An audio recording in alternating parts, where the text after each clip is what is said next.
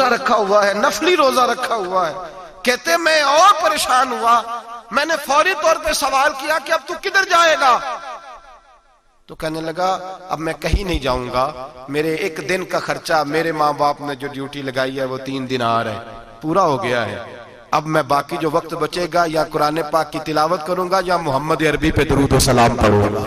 میں نے کہا افطاری کر لینا. کہنے لگا مجھے مسجد بتا دو، میں جا کے اللہ اللہ کرتا ہوں، مجھے شام کو لے آنا. افطاری ہمارے ساتھ اس کی طے ہو گئی، مسجد چلا گیا. مغرب بعد لینے گیا تو کہنے لگا عشاء کے بعد آنا، اب تو میں نے پانی سے افطار کر لیا، کھانا کھانے جاؤں گا تو جماعت رہ جائے گی. کہتے ہیں عشاء کے بعد میں لایا، اس کو کھانا کھلایا. رات گہری ہو گئی تو میں نے کہا تو سو نہیں جاتا؟ کہنے لگا کوئی عرض نہیں، کبھی دور مزدوری کرنے نکل جاؤں تو رہ بھی جاتا ہوں، گھر والوں کو پتا ہے. کہتے میں نے مسافر خانہ کھولا، یوں سمجھیے ڈرائنگ روم بیٹھک میں نے کھولی، اس کو سلا دیا.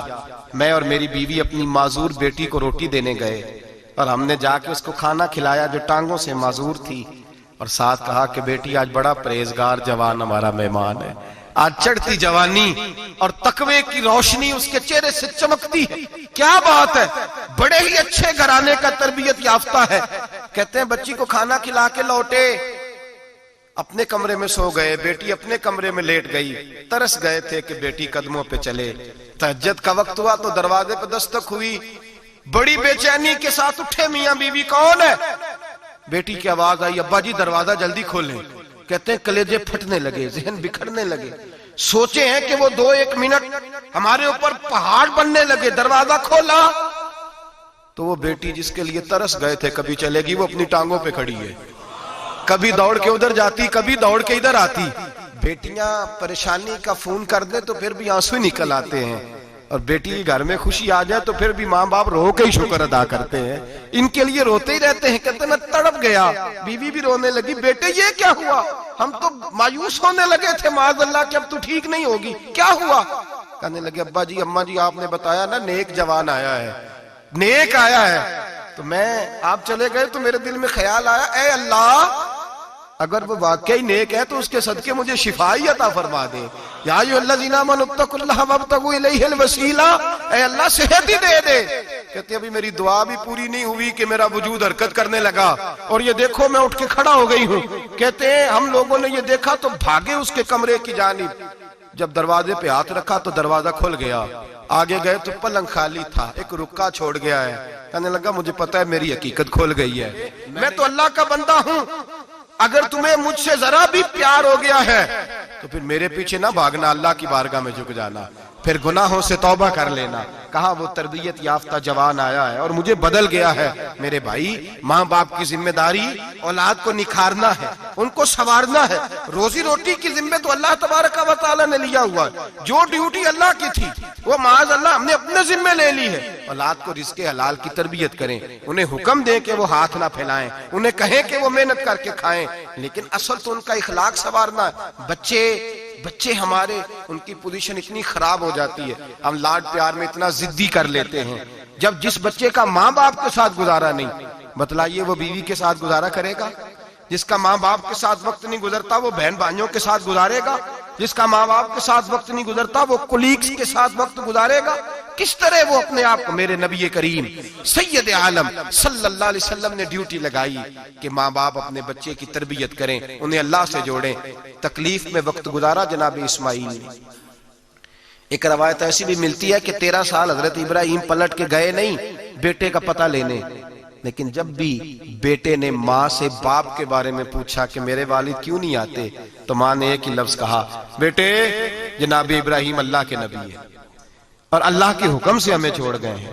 ایسی تربیت، ایسی ٹریننگ بچے کے ذہن کو بدل ڈالا، اسے اللہ والا بنا لیا.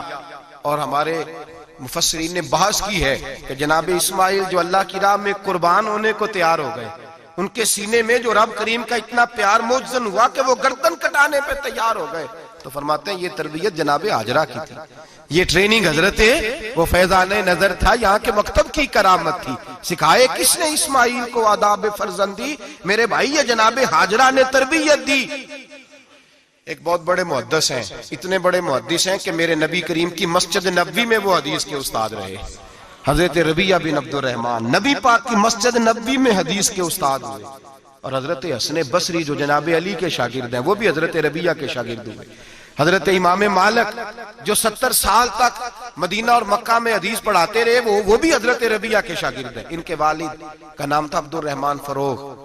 تاریخ بغداد میں لکھا ہے کہ بنو امیہ کے دور میں تابعین کے زمانے میں جناب عبد الرحمن بن فروغ گھر سے چلے گئے. ایک روایت ہے بچہ چھوٹا تھا, ایک روایت ہے بچہ ابھی ماں کے پیٹ میں تھا, جہاد کرنے چلے گئے. اس دور میں یہ جہاد ہوتا تھا کہ ایک علاقہ فتح کیا تو مسلمان اگلے علاقے میں چلے گئے, اگلا فتح کیا تو اگلے علاقے, ایک کے بعد دوسرے لوگ پلٹ کے نہیں آتے تھے. حضرت عبد الرحمن گئے 30,000 دینار بیوی کو دے گئے, کہنے لگے سنبھال کے رکھنا. اور جہاد کرنے نکلے تو 27 سال تک گھر ہی نہیں آئے, اور 27 سال کے بعد آئے تو حضرت ربیہ محدث بن چکے ہیں, مسجد نبی میں حدیث کے استاد ہیں, بیٹا بہت بڑا شیخ بن گیا.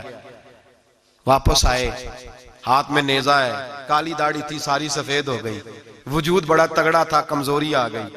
آئے, نیزہ پکڑا ہوا ہے, گھوڑے پہ بیٹھے ہیں, مدینہ منورہ میں گھر ہے, دروازے پہ دستک دی. حضرت ربیہ نے دروازہ کھولا, اندر داخل ہونے لگے تو کہنے لگے بابا تو کدھر گھستا آ رہا ہے؟ کدھر؟ اس نے کہا تو پیچھے ہٹ, تو میرے مکان پہ کب سے قبضہ کر کے بیٹھا ہے. بات تیز ہونے لگی, آواز تھوڑی بزرگوں کی بلند ہونے لگی تو اندر سے زوجہ نے سن لیا. وہ دروازے کی اوٹ سے دیکھنے لگی تو پہچان گئی, کہنے لگی ربیہ پیچھے ہٹ جا, یہ کوئی غیر نہیں ہے, تیرے والد گرامی ہے, یہ تیرے والد ہیں. اندر آئے, باپ بیٹا ملے, عصر کی نماز کا وقت ہو گیا, بڑا روئے. 27 سال کے بعد باپ لوٹا, 27 سال کے بعد بڑے روئے. نماز کا وقت ہوا تو حضرت ربیہ جلدی سے وضو کیا, مسجد نبوی شریف چلے گئے. جناب عبد الرحمن فروغ نے ابھی کھانا وانا کھانا تھا, کھانا کھانے بیٹھے تو حکم دیکھے شوہر کیا کرتا ہے. یہ نہیں پوچھا کہ 27 سال حال کیا رہا, پوچھنے لگے میں تجھے 30,000 دینار دے گیا تھا, وہ کدھر ہے؟ تو زوجہ کہنے لگی کھانا کھا لو, عصر کی نماز پڑھ کے آؤ, پھر بتاتی ہوں پیسے کہاں ہیں. آپ کی رقم بڑی اچھی جگہ پہ محفوظ ہے. کہتے ہیں میں نماز پڑھنے مسجد گیا, عصر کی نماز کے بعد میرے نبی پاک کے منبر پر ایک نوجوان بیٹھا ہے. گھر میں تو ان کا انداز ٹوپی پہننے کا تھا نا, سادے عام لباس میں, مسجد نبی میں جبہ پہنا ہے, سر پہ امامہ ہے, خوبصورت لب و لہجے میں رسول اللہ کے منبر پر بیٹھ کر, نبی پاک کے منبر پر بیٹھ کر. پتہ نہیں آپ کو اس بات کی لذت نصیب ہو رہی ہے کہ نہیں, عام جگہ نہیں, نبی پاک کے حضور کے منبر پر بیٹھ کر نبی پاک کی حدیثیں سنا رہے ہیں. اتنا بڑا مقدر.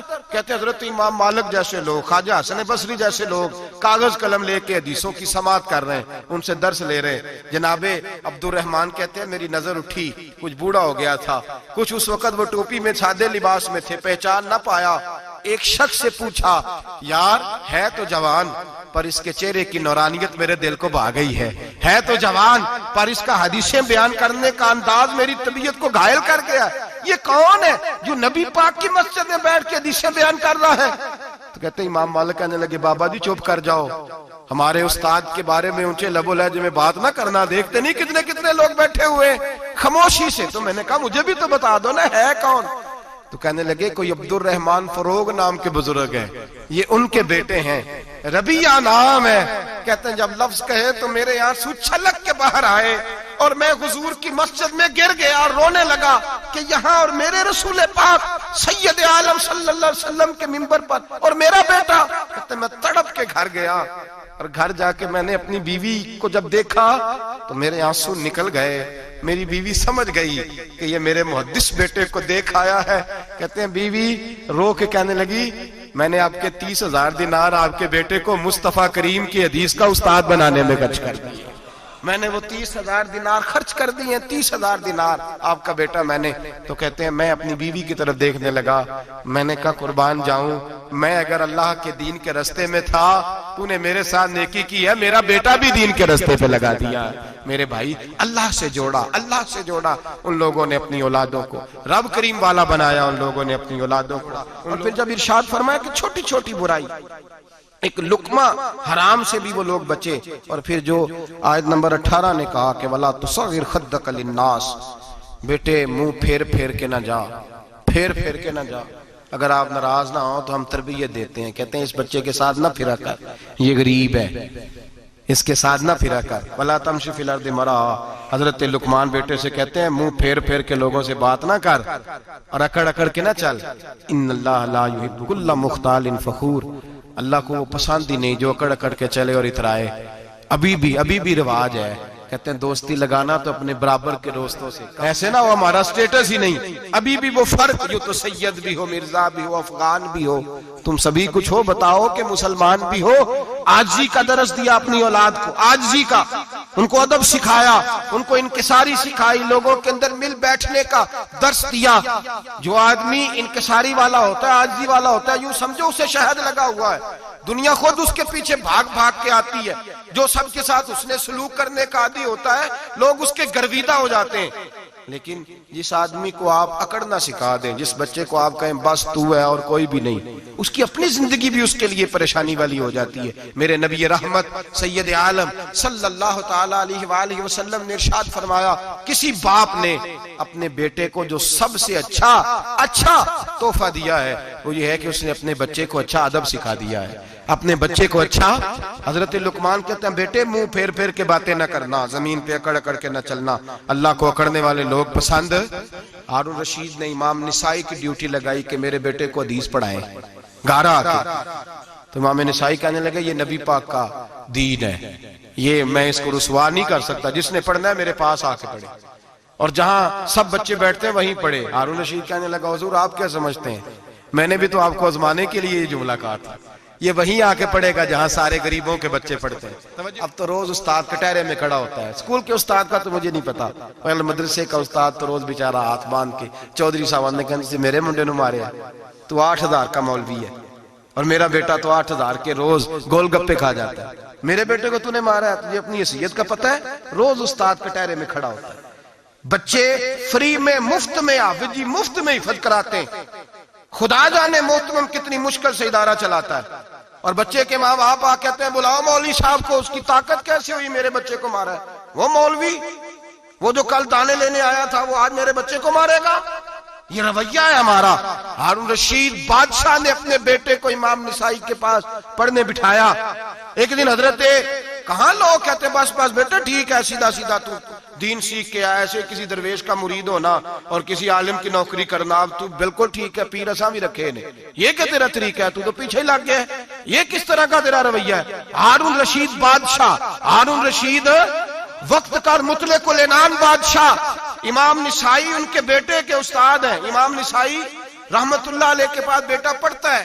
ہارون رشید گزر رہا تھا تو بیٹا وضو کرا رہا ہے، شہزادہ وضو کرا رہا ہے استاد جی کو، اور پیر دھلا رہا ہے۔ ہارون رشید گھوڑے سے گزرا تو اس نے دیکھا خانقاہ کے باہر، مدرسے کے باہر استاد جی وضو کر رہے ہیں اور بیٹا وضو کرا رہا ہے، سراہی پکڑی ہے، لوٹا پکڑا ہے، استاد جی پیر دھو رہے ہیں۔ ہارون رشید غصے سے اترا، ساتھ بہت سارے سپاہی تھے، انہوں نے کہا کہ یہ مولوی کو مارے گا، مولوی کو مارے گا کہ تو کس طرح میرے بیٹے سے یہ کام کاج کرا رہا ہے؟ کہتے نیچے اترے اور ہارون رشید نے جا کے نا زور سے ایک تھپڑ اپنے بیٹے کے چہرے پہ مارا۔ بیٹا کہنے لگا ابا جی میری غلطی کیا ہے؟ فرمانے لگے تجھے پتہ ہی نہیں تو کس شخص کے پاس پڑھتا ہے؟ تو پانی ڈال رہا ہے، تیرے استاد کو اپنے ہاتھوں سے اپنے پیر دھونے پڑ رہے ہیں، بیوقوف، ایک ہاتھ سے پانی ڈال اور دوسرے ہاتھ سے استاد کے پیر دھو، تجھے پتہ ہی نہیں کہ یہ شخص جب نبی پاک کی حدیثیں بیان کرتا ہے تو کئیوں کو مصطفیٰ کا دیدار نصیب ہو جاتا ہے۔ یہ پتہ نہیں تو کس محدث کا شاگرد ہے، ایک ہاتھ سے پیر پہ پانی ڈال دوسرے ہاتھ سے دھو، اس لیے کہ بان علموں جو کرے فقیری وہ کافر مرے دیوانہ ہو۔ اگر تو نے دنیا میں کامیاب ہونا ہے تو اس سے فیض علم حاصل کر، بیٹے یاد رکھ، اگر تو اس کی بارگاہ میں حاضری دے گا تو آگے بڑھے گا۔ حضرت عمر بن عبدالعزیز کتنا بڑا شخص ہے، ثانی عمر کہا گیا، ثانی عمر کہا گیا ان کو۔ حضرت عمر بن عبدالعزیز رحمت اللہ علیہ، حضرت صالح بن کسان ایک محدث تھے مدینے کے، ان کے شاگرد تھے۔ بچوں کو ہم آج ہی کہاں بچے ادب کرتے ہیں ساتھ جا کہاں ادب کرتے؟ ایک اسٹوڈنٹ مجھے کہنے لگا جی ہم ادب کرتے تھے جب تک استاد ٹیوشن نہیں لیتے تھے، اب استاد بھی تو ٹیوشن لے کے پڑھاتے ہیں۔ اور میں نے کہا خدا کے بندے کیا دے سکتا ہے تو استاد کو؟ حضرت علی فرماتے ہیں جس نے ایک لفظ پڑھایا مجھے گلی میں کھڑا کر کے بیچ بھی سکتا ہے، تو نے قیمت کیا ڈالی ہے؟ استاد کچھ بھی کر لے، استاد نے تو استاد ہی رہنا ہے نا میرے بھائی، لیکن وہ لب و لہجہ ہمارا موجود ہے۔ مجھے ایک دفعہ میرے کالج کے لوگوں نے بلایا، کہنے لگے آپ یہاں بھی پڑھے ہوئے ہیں اور مدارس میں بھی، تو ذرا فرق بیان کریں کالج کا اور مدرسے کا، کچھ بیان کریں۔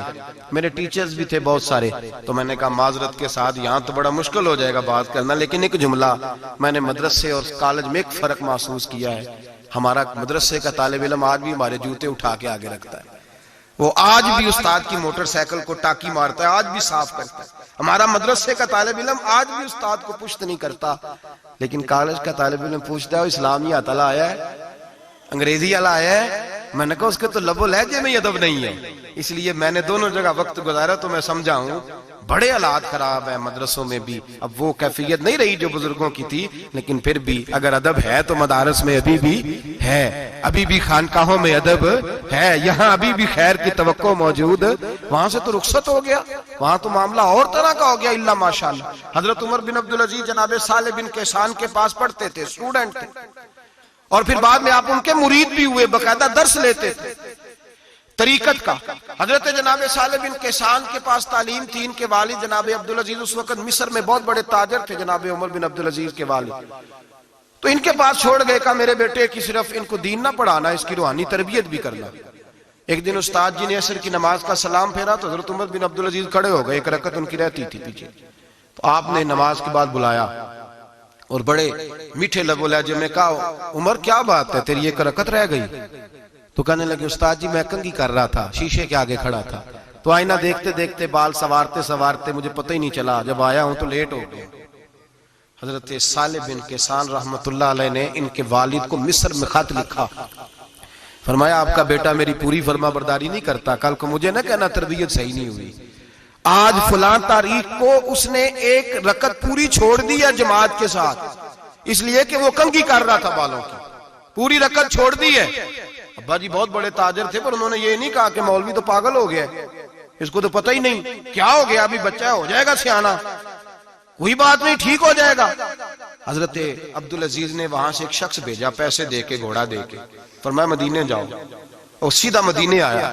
حضرت عمر بن عبدالعزیز کو گھر سے اچکا، بلایا نہیں، زبردستی پکڑا، اچک کے گھوڑے پہ بٹھایا، حجام کی دکان پہ لے گئے، فرمایا اس کی ٹینڈ کر دو، نے بال کاٹ دیے اور بال کٹوا کے سیدھے حضرت صالح بن کیسان کے پاس لے گئے، کہنے لگے حضور یہ کھاتا ہے اس کے والد کا، میں نے اس کی ٹینڈ کرا دی ہے، جس بالوں کی وجہ سے اس کی جماعت رہ گئی تھی میں نے وہ بال ہی ختم کر دیے۔ تو اس کے والد کہتے ہیں آپ ذرا سے بھی بات، ایک ذرہ برابر بھی بچے کے اندر ہم کوتاہی برداشت، ہم اسے سنوارنا چاہتے ہیں، معاشرے کو دینا چاہتے ہیں، ہم ایک خوبصورت انسان بنانا چاہتے ہیں۔ تو حضرت لقمان کہنے لگے بیٹے تو چہرہ رخسار بدل کے لوگوں سے بات نہ کر، اکڑ کے نہ چل، اس لیے کہ اللہ کو اکڑنے والے پسند۔ تو کیا کر وقصد فی مشی کا وغضض من صوتک، درمیانی چال چل، آواز کو پست رکھ۔ ہم اپنے بچوں کو میانہ روی کا درس نہیں دیتے۔ اگر کسی کے پاس بہت زیادہ پیسے ہیں تو وہ بس کہتا ہے میرا بیٹا، میں نے سارے لاڑ دیکھے ہیں، میں نے ہر خواہش پوری کی ہے، یہ تو کوئی عقل مندی کی بات نہیں۔ ضرور خواہشات پوری کریں، اگر ہیں تو کنجوسی کرنے سے منع کیا ہے نبی پاک صلی اللہ علیہ وسلم، لیکن بچے کو معتدل رکھیں، اسے دھوپ اور چھاؤں دونوں کا پتہ ہونا چاہیے۔ اگر زمانے میں کبھی کڑی دھوپ آ جائے تو اسے اندازہ ہو کہ میں نے یہاں کیسے کھڑے ہونا ہے، اس کو درمیانہ اور میانہ روی کا اسے درس دیں، اسے پتہ ہو، وہ نرم دل بھی ہو اور برائی کے مقابلے میں ڈٹ جانے کی طاقت بھی رکھتا ہو۔ بچے کو درمیانہ رستہ، میرے نبی کریم علیہ السلام نے فرمایا ما عالم نقتصد، جو درمیانی چال چلتا ہے وہ کبھی تنگ نہیں ہوتا، اور خیر الامور اوسطھا، سب سے بہترین رستہ وہ ہے جو درمیانہ ہوتا ہے، جس میں افراط و تفریط نہیں ہوتی۔ بچوں کو درمیانہ پن سکھائیں، ان کو ان کے لب و لہجے کے اندر ایسا مزاج پیدا کریں کہ جس کے اندر وہ اپنی دنیا کے اندر بڑے سنور کر، بڑے نکھر کر وہ ترازو لے کے نکلیں تو وہ پورے عدل کے ساتھ اپنی زندگی گزاریں۔ اور فرمایا وغضض من صوتک، آواز کو پست رکھ، چلا کے نہ کبھی بچوں سے بات کریں اور نہ کبھی بچوں کی بات سنیں۔ بچوں کے لب و لہجے میں ٹھہراؤ ہونا چاہیے، ان کی آواز کا بھی ادب ہے، ان کی آواز، ان کو بولنے کا بھی ڈھب سکھائیں، ان کو بتلائیں کہ تم نے گفتگو کیسے کرنی ہے۔ اس لیے کہ ارشاد فرمایا ان انکر الاصوات لصوت الحمیر، بے شک سب سے بری آواز گدھے کی آواز ہے۔ اللہ سمجھنے کی توفیق عطا فرمائے۔ آخر دعوانا